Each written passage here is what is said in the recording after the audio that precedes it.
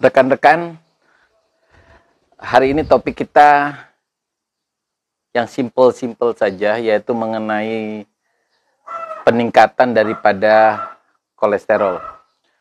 Kolesterol itu sebenarnya sih bukan barang yang jelek ya, malah kolesterol itu baik.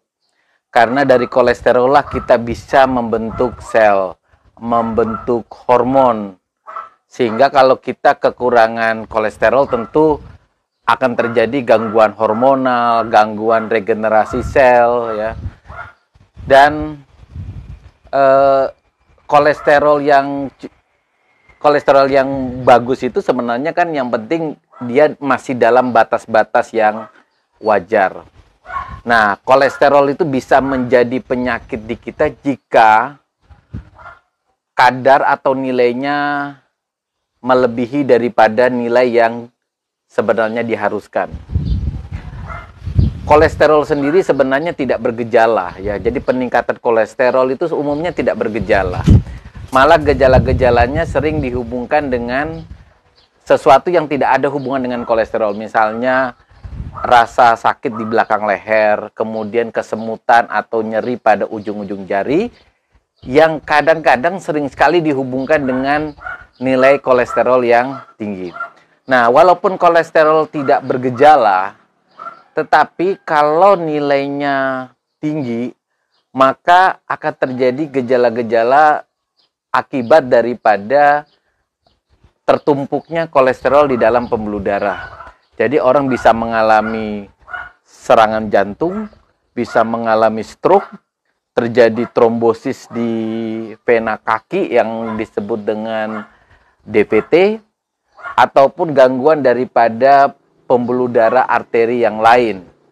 Nah, kolesterol itu sebenarnya juga tidak tunggal yang disebut dengan kolesterol yang sering kita cek ya.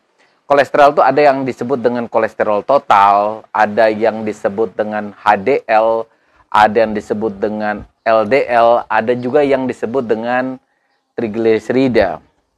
Nah, kolesterol yang disebut dengan HDL itu adalah kolesterol baik karena dia berfungsi mengantarkan kelebihan kolesterol dari pembuluh darah ke hati untuk dibuang sebagai empedu biasanya. Kemudian kalau LDL itu disebut dengan kolesterol jahat ya. Karena dia berlebihan, dia akan mengisi daerah pembuluh darah sehingga mengakibatkan aliran darah semakin menyempit. Sedangkan trigliserida yang kita sebut dengan lemak darah sebenarnya adalah bagian dari lemak, jika juga berlebihan bisa mengakibatkan terjadinya kekentalan darah dan pasiennya bisa mengalami gejala-gejala yang seperti saya sebut tadi, serangan jantung, stroke ya.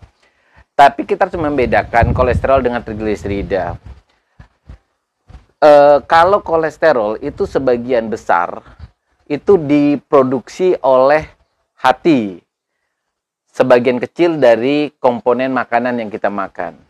Sedangkan trigliserida adalah sebagian besar berasal justru dari makanan berkalori tinggi yang kita tidak gunakan sebagai sumber energi dan disimpan sebagai lemak darah. Nilai-nilainya sendiri sebenarnya kalau HDL itu di atas 60 mg per dl, makin tinggi makin baik. LDL itu nilainya berkisar di bawah 100 ya. Kalau nilainya 100, makin rendah makin baik.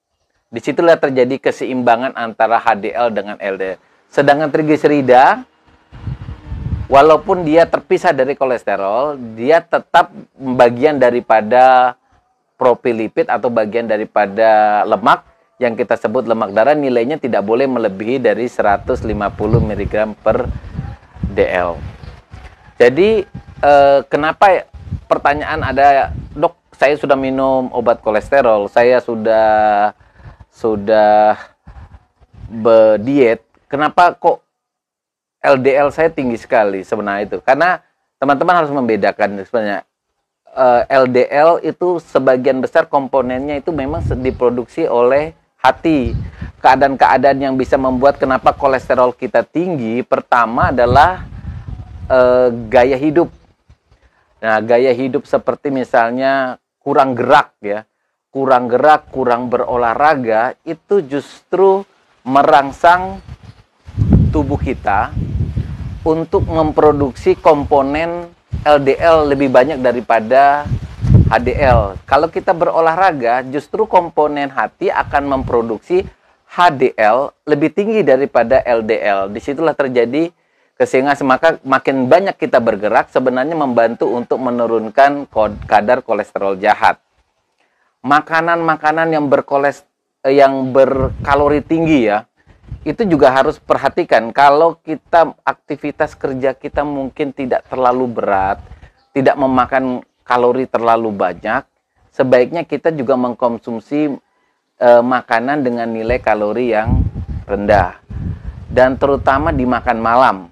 Ya, kita orang Indonesia kan biasanya itu malam jarang sekali beraktivitas ya, jarang beraktivitas, pengeluaran kalorinya minimal sekali, tetapi justru kita kadang-kadang ada sebagian orang yang justru makan malamnya nilai kalorinya besar ya, makan nasi goreng, makan nasi dengan lauk yang banyak, bisa tambah lagi, justru terjadi di malam hari. Nah, kalau kita makan dengan nilai kalori yang tinggi, tidak digunakan untuk komponen misalnya bekerja, berolahraga, maka semuanya akan disimpan sebagai cadangan lemak darah. Dan nilai trigliserida 80-90% justru disebabkan karena makanan yang kita konsumsi. Tidak hanya lemak ya, tapi komponen karbohidrat yang berlebih juga bisa mengakibatkan peningkatan daripada trigliserida. Penyakit-penyakit tertentu juga mengakibatkan kita susah sekali mengendalikan kolesterol. Misalnya orang yang mengalami obesitas, orang mengalami diabetes tidak terkontrol ya. Kalau orang diabetes tidak terkontrol dengan gula darah yang tinggi, gula darah tidak digunakan sebagai komponen kalori oleh sel-sel, ini juga bisa berpotensi tingginya nilai daripada HDL dan trigliserida. Kebiasaan misalnya makan yang berminyak ya, makan goreng-gorengan juga harusnya sudah mulai dikurangi. Makan dengan kandungan serat dari sayur dan buah sangat penting. Sehingga kalau kita makan makanan yang khas daerah tertentu yang kadar lemaknya tinggi ya, misalnya makanan dengan jeroan, itu sebaiknya memang ada komponen-komponen sayur atau buah di sampingnya. Jadi kalau kita makan misalnya khas daerah yang dengan jeroan gitu ya, dengan goreng-gorengan, sebaiknya memang ada komponen buah atau gado-gado yang banyak sayurnya, yang kalau kita makan bersamaan, maka kandungan lemak yang berasal dari makanan yang mengandung kolesterol itu bisa dihambat oleh komponen daripada serat makanan yang ada di dalam usus kita. Kemudian kalau juga tidak mau turun, bisa dibantu dengan obat-obat daripada penurun kolesterol ya. Jadi ada penurun kolesterol, ada juga penurun daripada lemak darah. Demikian rekan-rekan sekilas ya tentang kolesterol, baik itu jahat, baik maupun dari komponen lemak darah.